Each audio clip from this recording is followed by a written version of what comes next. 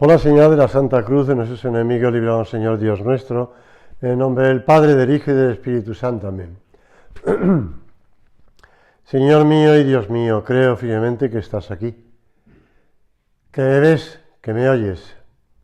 Te adoro con profunda reverencia. Te pido perdón de mis pecados y gracia para hacer con fruto este rato de oración. Madre mía Inmaculada, San José, mi Padre y Señor, Ángel de mi guarda, interceded por mí.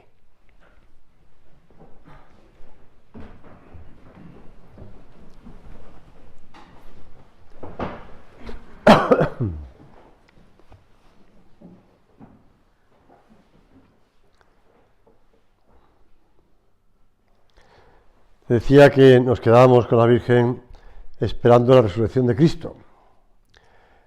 Pues la Virgen nos acompaña siempre. La recibimos como madre junto a la cruz.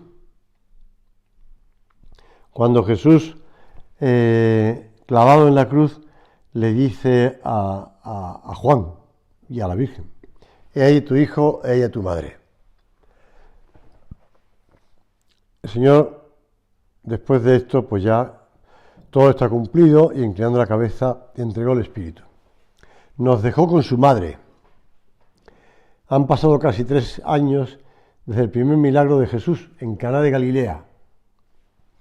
El Evangelio apenas nos habla de la Virgen en ese lapso de tiempo.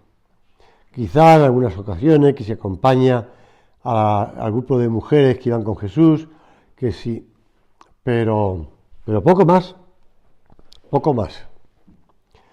Sin embargo, los evangelistas señalan su presencia física solo una vez, cuando en compañía de otros parientes que acuden a ver a Jesús, no pudiendo entrar en la casa donde se alojaba a causa del gentío, enviaron a llamarlo. Yo imagino que eso sería en la casa de Pedro, en Cafarnaúm, porque era donde Jesús, cuando iba al norte de Galilea, solía parar en casa de Pedro, una casa grande, de mucha gente, de familia, de pescadores, y allí, pues en la casa de Pedro, que tenía además un patio interior, pues cabía más gente cuando se reunía la gente a escuchar a Jesús. Se ve que estaba llena la casa, el patio y todo, ¿no? Y Jesús estaría hablando incluso a la gente que estaba afuera. Y alguien le dice: que está tu madre ahí fuera, ¿no? Que está tu madre ahí fuera. Y Jesús responde: ¿quién es mi madre y quiénes son mis hermanos? Y mirando a los que estaban sentados a su alrededor, dice: estos son mi madre y mis hermanos. Quien hace la voluntad de Dios, ese es mi hermano y mi hermana y mi madre. Era el mayor elogio de la Virgen, la criatura que mejor que nadie supo cumplir la voluntad del Padre. Por eso el silencio de los evangelios hace suponer, y además lo explica también San Juan Pablo II en una de sus catequesis marianas, que la Virgen no acompañó ordinariamente a Cristo en sus recorridos por Palestina. Le seguiría de lejos, aunque unida muy especialmente a él. Me acordaba que cuando estuve en el Líbano, pues una ocasión fuimos al sur del Líbano, pues prácticamente donde ahora están bombardeándose unos y otros, ¿no? Hezbollah e Israel, al sur. Y allí al sur están dos ciudades que salen en los evangelios: Tiro y Sidón.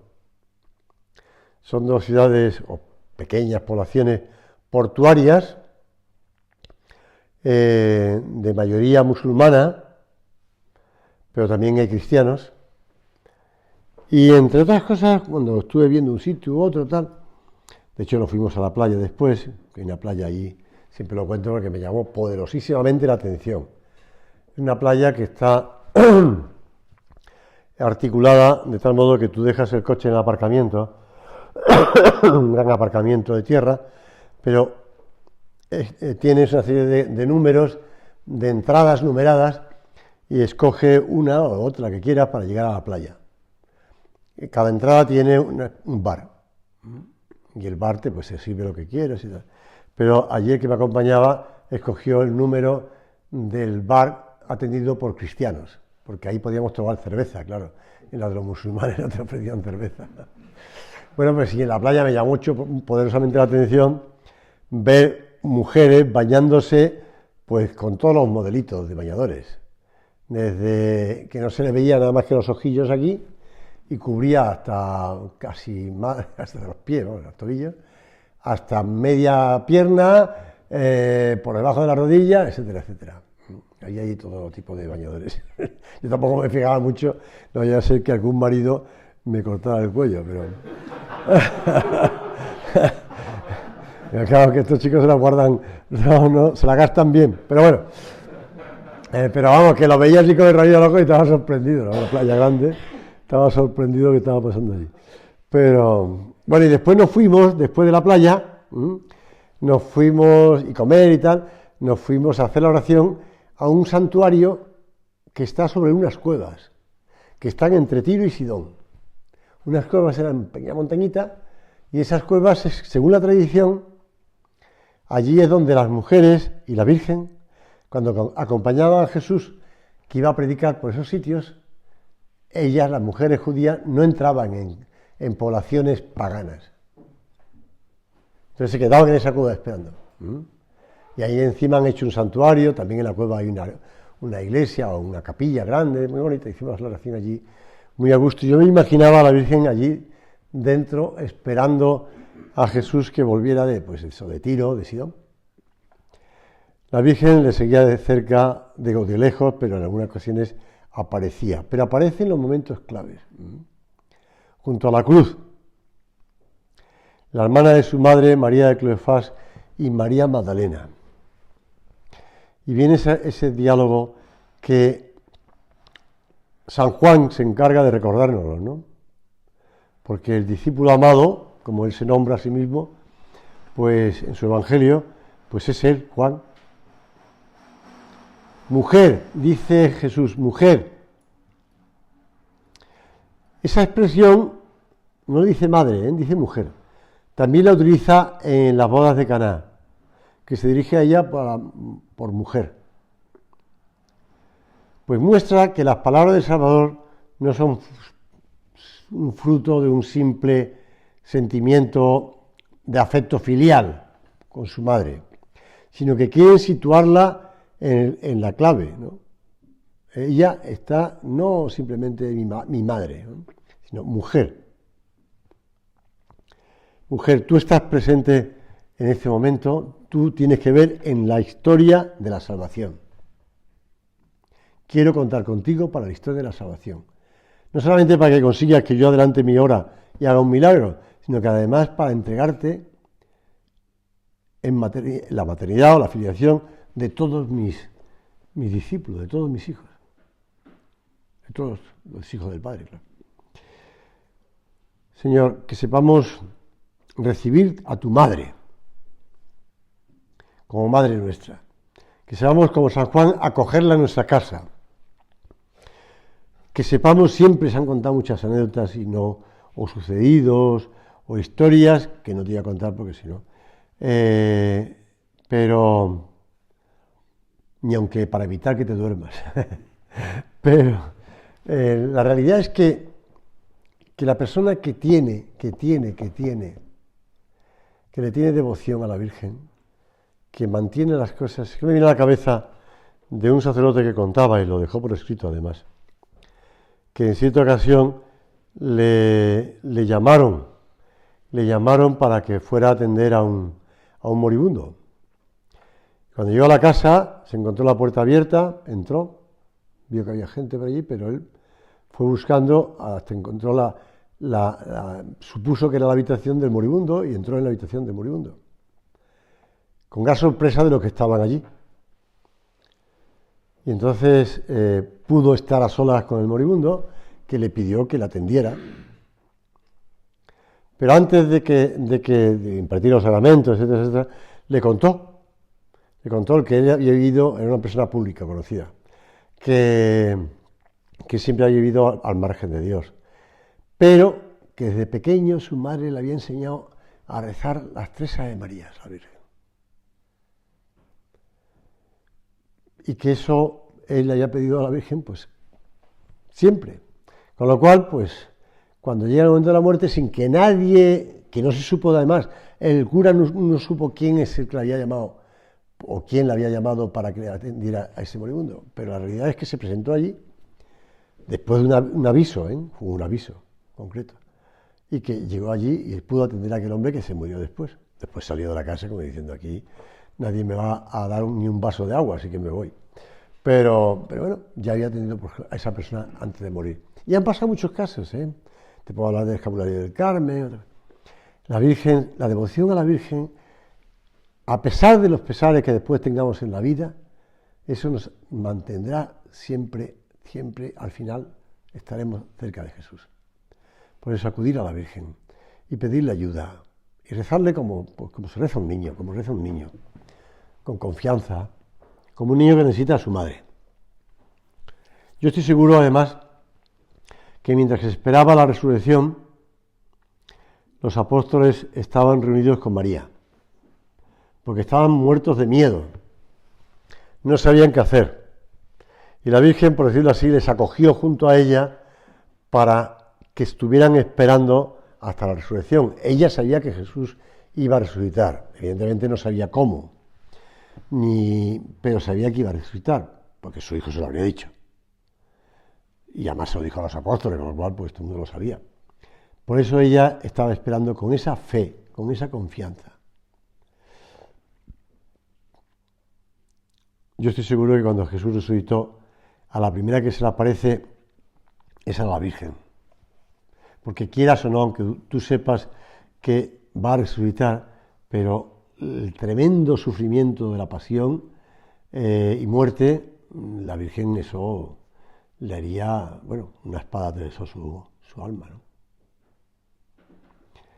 Pero bueno, el primer día de la semana, el domingo, pues sí, el día siguiente al sábado, como diría un judío, muy temprano, cuando todavía estaba oscuro, fue María Magdalena al sepulcro y las mujeres que la acompañaron para continuar embalsamando el cuerpo de Cristo.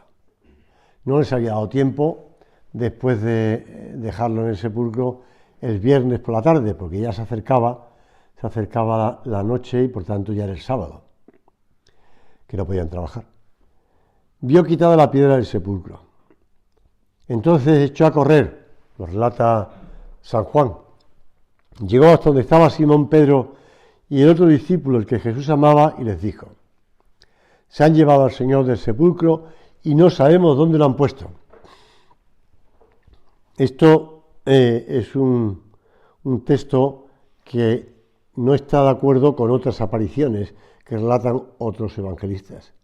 Pero bueno, no tiene por qué sorprendernos, ¿no? Porque cada evangelio está escrito en base a una predicación oral, una tradición oral, y además hay, por decirlo así, fragmentos de predicación o de tradición oral que se pueden engarzar unos con otros, y a lo mejor el evangelista engarzó uno que cogió de un sitio y no tiene por qué coincidir exactamente con otro evangelista. Bien, salió Pedro con otro discípulo y fueron al sepulcro. Los dos corrían juntos, pero otro discípulo corrió más aprisa que Pedro y llegó antes al sepulcro. Se inclinó y vio allí los lienzos plegados, pero no entró. Esta frase del Evangelio es también una prueba física, por decirlo así, de la resurrección de Cristo, porque no es que Cristo se quitara todo el tejido que tenía alrededor para embalsamarlo y envolverlo y después ya se puso a andar, ¿no? Sino que atravesó. Él dice que atraviesa, por decirlo así, sin tocar.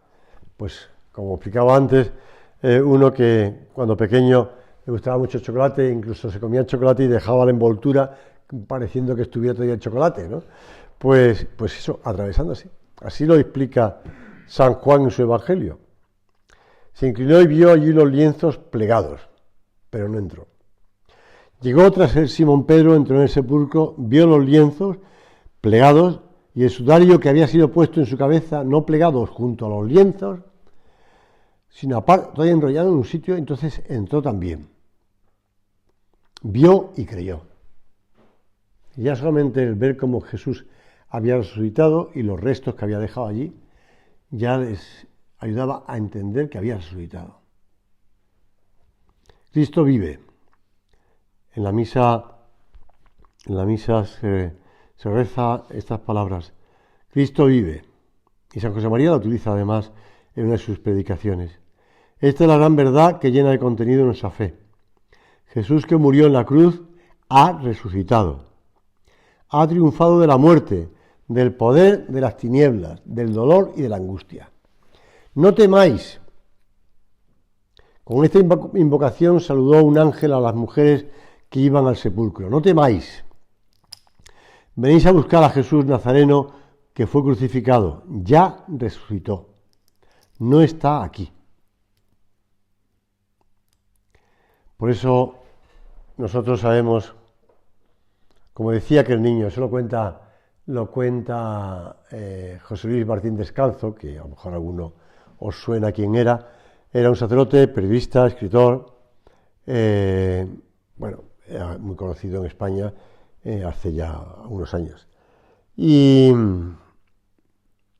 este hombre cuenta en uno de sus libros que una vez le preguntó a un sobrino suyo un niño pequeño, hijo de su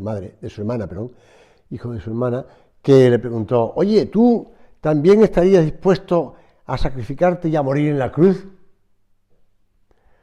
El niño se quedó callado, pensando, y le contestó: bueno, si sé que al tercer día voy a resucitar, sí. Pues esa es la realidad, es decir, que ese es el sentido de la resurrección. Cristo ha resucitado, ha vencido a la muerte. Y por tanto nosotros estamos muy seguros de que vamos a resucitar. Posiblemente no resucitemos con el cuerpo a los 3 días de morir, porque puede tocar a lo mejor un siglo, ¿no? Esperando al final la resurrección de la carne que dice la Escritura y dice además el Catecismo, que puede ser el día del juicio final, que puede ser dentro de un siglo, puede ser dentro de un año, no lo sé, pero después de nuestra muerte. Pero la realidad es que tú y yo vamos a resucitar con Cristo, porque hemos sido sumergidos con Cristo en el bautismo y hemos resucitado con Cristo. Hemos nacido a una vida nueva, la vida de los hijos de Dios, y recibiremos la herencia de los hijos de Dios. Por lo tanto, la vida del cristiano siempre es esperanza, como el chaval ¿no? Si sé que voy a resucitar, sí. Pues es esperanza, porque sé que voy a resucitar, porque sé que mi vida no tiene sentido solo aquí, sino para siempre, para siempre. La seguridad de saber que estamos para siempre. En una entrevista que le hacía un periodista italiano al beato Álvaro del Portillo, sucesor de San José María al frente de la obra, está hablando, le decía, la pregunta era si San José María nunca daba consejos que antes no hubiese puesto personalmente en práctica. ¿Podría decirnos algunas cosas sobre su lucha cristiana, sobre su examen de conciencia? Y dice Álvaro del Portillo: el último día de 1971, el padre anotó en su agenda una frase que después repetiría con frecuencia: este es nuestro destino en la tierra, luchar por amor hasta el último instante. Deo gracias, es decir, gracias a Dios. Son palabras, añadía Álvaro del Portillo, que llevó a la práctica toda la vida, para arrancar cuanto pudiese alejarle de Dios. Y para que no olvidásemos esta enseñanza, quiso que se grabara esta frase en la última piedra de Cababianca, el seminario de la prelatura. Lo digo porque yo he estado viviendo allí y he pasado muchas veces cerca de esa piedra. Y además están esas palabras: este es nuestro destino en la tierra, lucha por amor hasta el último instante. Deo gracias. Solo después de su muerte fue posible realizar aquel deseo suyo de grabarlo en la piedra, pero se grabó. Se grabó en la piedra cuando se acabó la construcción de ese edificio grande, viven 200 personas más o menos. Pues ahí está. Este es nuestro destino en la tierra, luchar por amor hasta el último instante. Salimos del curso de retiro con deseos de poner en práctica los propósitos, las luces que el Señor nos ha comunicado en el curso de retiro, y queremos que Él nos acompañe en esta vida nuestra junto con su Madre Santísima para ponerlo en práctica, pero que sepamos que tenemos que luchar y que a veces pues no lo haremos, o se nos olvidarán, o lo dejaremos al lado, y hay que seguir, luchar por amor hasta el último instante, porque la meta es la resurrección. La meta no es la muerte, la meta es la resurrección. Y bueno, y estar con Dios después de nuestra muerte, aunque sea solamente en espíritu, es decir, el alma, ¿no? Pero la meta es la resurrección. Bueno, vamos a pedirle que esos propósitos, que pueden ser muchos o pocos, no es bueno que saquemos muchos propósitos porque después se lía uno y no sale nada. Perdón, esa expresión, pero lo mejor es concretar poco, pero a por ellos, ¿no?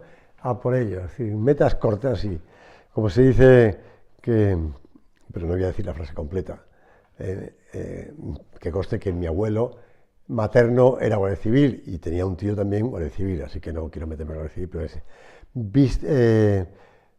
como es paso corto, vista larga, ¿no? Pues eso, no termino la frase. Pues paso corto y vista larga. Pues tenemos que tener metas cortas, concretas, pero apuntando a dónde vamos. A dónde vamos. Apuntando a dónde vamos. Luchar por amor hasta el último instante. Conscientes de que los propósitos, pues mira, el propio Álvaro del Portillo, en esta ocasión también hace referencia a una serie de anotaciones de San José María, concretamente del año 1932, que eran reflejos de sus deseos de luchar y que eran propósitos también de un retiro. Y ya sé que son un poco, ese sí que son muchos, pero voy a leer algunas. Se concretaba, no quejarme de nada nunca con nadie, como no sea por buscar ayuda, dirección. No hacer preguntas de curiosidad, no alabar, no criticar. Y aunque era de carácter abierto, afable, añade Álvaro Portillo, hay otro propósito también interesante: ser amable y hablador en casa. Y eso que era una persona muy afable, muy agradable. En 1956 me indicó, dice el beato Álvaro Portillo, las preguntas que debía hacerse con frecuencia un alma que quiere estar cerca de Dios. Contemplativa, porque los del Opus Dei somos contemplativos en medio del mundo. El padre se examinaba personalmente sobre estos puntos. ¿Busco el trato con Jesús en el sagrario? ¿Manifiesto con hechos mi espíritu de proselitismo, de apostolado? ¿Acudo a la Virgen y a San José para aprender a tratar a Dios como patrono de la obra? ¿Cumplo y vivo con cariño las normas y costumbres de la obra? ¿Saludo constantemente a mi Madre Santa María? Fijaros, este es muy gracioso y muy interesante. ¿Son mis amigos mi ángel de la guarda y los custodios de los demás? ¿Soy generoso en las pequeñas mortificaciones diarias constantes? Y sigo más, Vivo el espíritu de penitencia, doy tono sobrenatural a mis conversaciones, procuro no discutir y sé atender a las razones de los demás. Como veis, son cosas humanas y sobrenaturales, en todo. ¿Mortifica mi palabra a los demás por ser cargante o hiriente? ¿Me preparo debidamente para recibir los santos sacramentos? ¿Hago con sinceridad y con valentía mi examen de conciencia a mediodía y por la noche? Bueno, son propósitos que él se concretaba, ¿no?, para también examinarse durante el día o durante la noche. Ponerse esos propósitos o algunos propósitos concretos para luchar y examinarnos con frecuencia. Saber cómo llevamos las cuentas. Una cosa que le cuento a los chicos del Prado, normalmente suele ser en mayo, pero a veces me sale la anécdota en otras fechas. Será que lo tengo muy grabado porque siempre que paso por esa zona cercana a Burgos me da un poco de miedo. Sí, no, no. Sabéis que la zona de Pancorbo, que está a la salida de Burgos hacia el norte, es una zona donde hay bastante la carretera, por lo menos la antigua. Ahora ya con la autovía pues es mucho mejor y hay túneles, esta cosa, pero antes con la antigua era sorteando curvas y además abajo el río, etcétera, etcétera, ¿no? Pues cuentan que en esa zona de Pancorbo, ya hace muchos años, había un mendigo que iba pues pidiendo limosna pues por el pueblo, estaba junto al camino, porque eso es parte del camino de Santiago, más o menos, y entonces pues también estaba junto al camino, iba recibiendo lo que la gente le daba, pero también se acercaba a una ermita de la Virgen que está allí, y sigue estando allí, que es la Virgen del Camino, además, y que tiene una reja, pero que permitía pues meter los dedos o las manos a través de las rejas, y que este hombre, que tenía un cayado con punta para andar bien por los caminos, porque ya era mayor y estas cosas, pero también para protegerse de los lobos, que por ahí hay, eso a los niños les encanta lo de los lobos, tenía punta, pero a veces cogía una punta con un poco de brea y metía el cayado dentro y sacaba unas monedas que estaban ahí de limosna a la Virgen. Metía y sacaba monedas. Y las gastaba, claro. Y las gastaba. Eso no se sabía. La gente no lo sabía.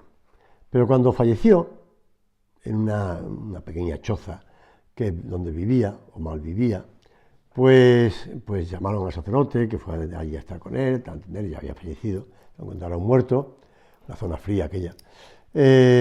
Pues encontraron una libreta al lado del bastoncillo, del zurrón que él tenía, una libreta donde con un lápiz, estos pequeños ya muy gastados, tal, iba apuntando cosas. Y apuntaba lo siguiente.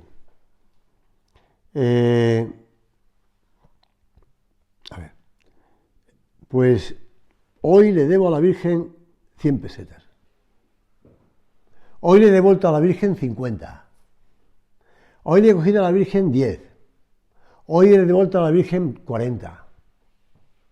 Entonces el tipo llevaba las cuentas de lo que cogía y lo que devolvía. Y la última anotación que encontró el sacerdote escrito en esa libretilla es: hoy estoy en paz con la Virgen. Y se murió. Qué bonito, ¿verdad? Que ese hombre, no creo que se pensara que se iba a morir, pero se murió, o sí, no lo sé. Pero la realidad es que se murió estando en paz con la Virgen.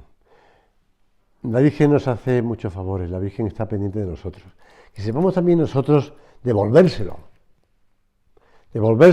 porque en la medida en que se lo devolvemos, después podemos coger más. También, claro está, como este hombre hacía, es decir, que devolvemos, pero también sacamos partido. Entonces, pedírselo y devolvérselo. Acudir a ella.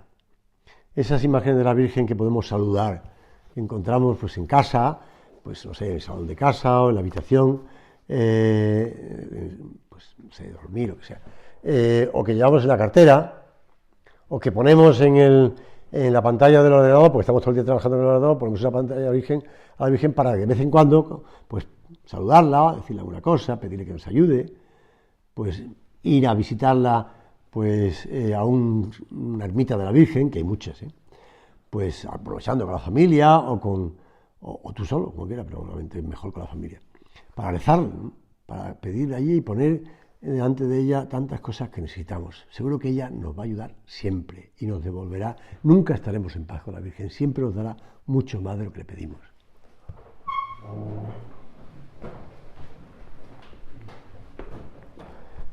Doy gracias, Dios mío, por los buenos propósitos, afectos e inspiraciones que me has comunicado en esta meditación. Te pido ayuda para ponerlos por obra. Madre mía Inmaculada, San José, mi Padre y Señor, Ángel de mi guarda, interceded por mí.